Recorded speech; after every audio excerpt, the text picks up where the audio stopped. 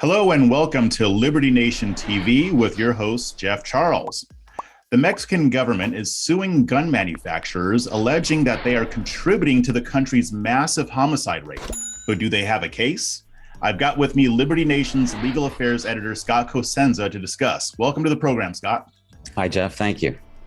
Good to have you here. So to start with, you've been looking into this case, and can you give us kind of the rundown or a summary of the legal action that's being taken by the Mexican government? Yes, the country of Mexico sued 5 major gun manufacturers and at least one gun distributor in federal court in Massachusetts, and they have a kind of a laundry list of horribles that those companies have done. And basically, the Mexicans say that the crazy high murder rate that they have in Mexico is that these gun manufacturers are at fault for these murders in Mexico. And so they want money damages for all the murders that they have basically caused, and also the mandating of policy kind of procedures that the Mexicans would wish that these gun manufacturers would implement. That's the wish list in the lawsuit. I see. Okay. So here's what I don't really get. And maybe you can answer this for me. According to the Mexican government in this lawsuit, what illegal activity are these companies supposedly guilty of? So it's an important part of the story, Jeff, to talk about who's actually filing suit. While it is the country of Mexico that is the plaintiff in this suit, it's being brought by lawyers that are anti-gun, gun control lawyers. So literally the lead counsel for the Brady organization, which used to be Handgun Control, and its successors, one of the number one kind of gun control groups in the country. They're the one of the lead counsels on the case. So I don't necessarily think it was Mexico thinking, hey, we need to sue these people.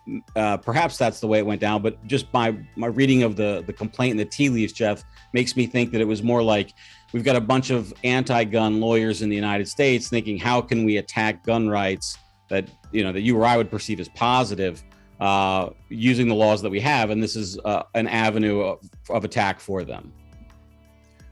Wow. So you think it's possible that this was more initiated by American gun control attorneys and using Mexico? It's not. They're not using like great products liability lawyers. Like they're using gun control lawyers. That's right. That's who, so why would you pick those people? Except if you're going to get them for free, which, because of the donations or the foundations that they're getting their support from. And it just reads like, we do have the, and as I know, the Protection of Lawful Commerce and Arms Act to protect. But because this is sort of like a foreign policy attack on that with foreign citizens, it's like a workaround. It just seems like a bunch of people sitting in a room thinking, how can we get at these gun manufacturers, Yeah, when you explain it that way, it makes a lot of sense. And speaking of the Protection of Lawful Commerce and Arms Act that you just mentioned, which was passed or was made effective in 2005, the lead attorney representing the Mexican government seems to think that they're going to be able to get around that. What are the chances of that happening? Well, I don't think I'm a great, odds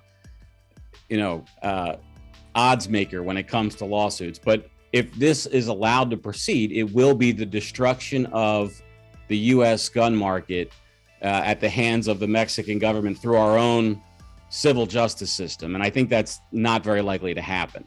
The idea that Mexico can say, even though there are so many criminal interveners, so what happens is a gun manufacturer sells their firearm to a gun distributor, which then sells their firearm to a gun dealer, which then sells their firearm to the retail customer. And what Mexico is alleging is that retail customers are buying these guns from federally licensed firearms dealers that got their gun lawfully from a federally licensed distributor that got their gun lawfully from a federally licensed manufacturer or importer. And yet somehow all those people are guilty when somebody in Texas, perhaps, and these are the gun shops that these things happen, as you might imagine, occur on the border near the customer base of the cartels in Mexico. That when somebody buys a gun and then takes it across to Mexico illegally and sells it to a cartel member illegally, and they then use to murder somebody again illegally, somehow that is the fault of Glock, of the Glock distributor, of the Glock retailer, even if they had no, intent to do anything like that. And it's basically like, I likened it to, during Prohibition, of course, most of the alcohol that was consumed near the Canadian border was Canadian whiskey and beer, because that's where it was most easily obtainable. Those beer manufacturers may not have supported bootlegging or the illegal importation of their product into the United States, but of course it's the most available because it's in the area. And the same is true for these firearms. Mexico does not have the gun culture, the gun stores that we have.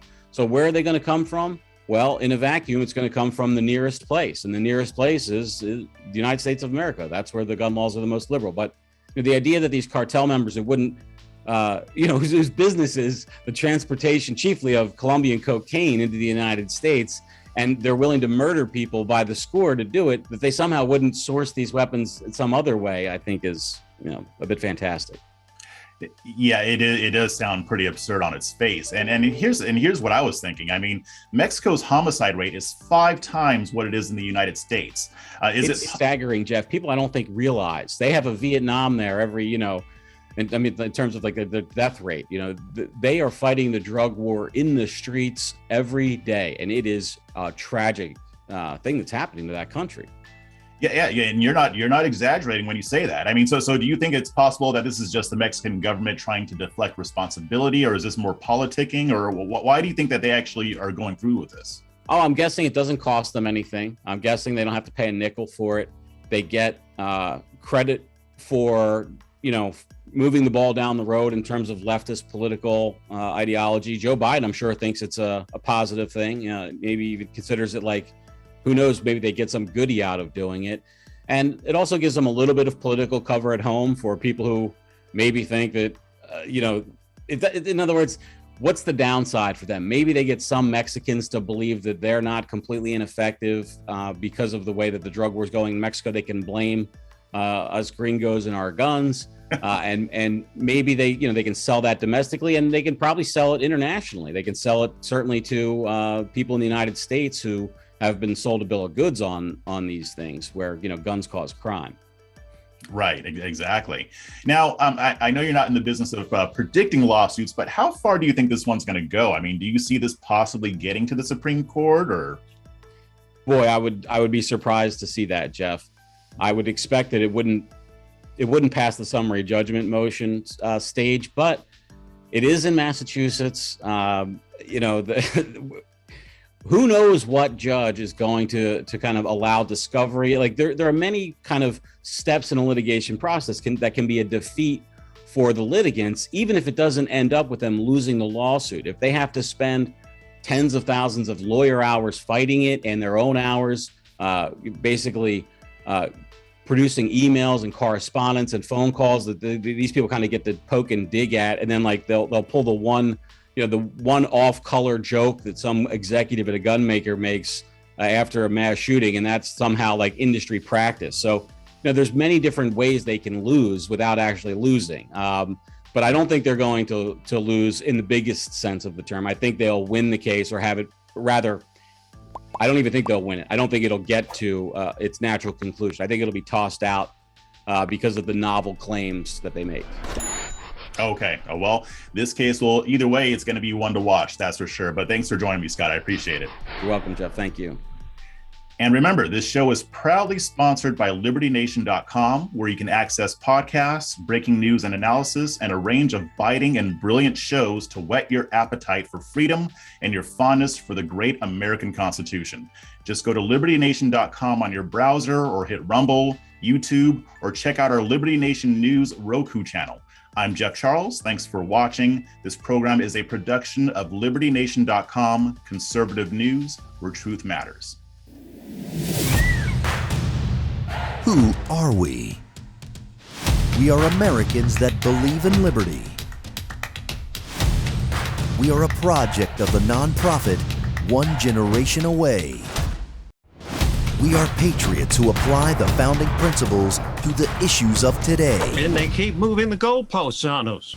We are educators and commentators who love America and the Constitution. Who are we? We are Liberty Nation.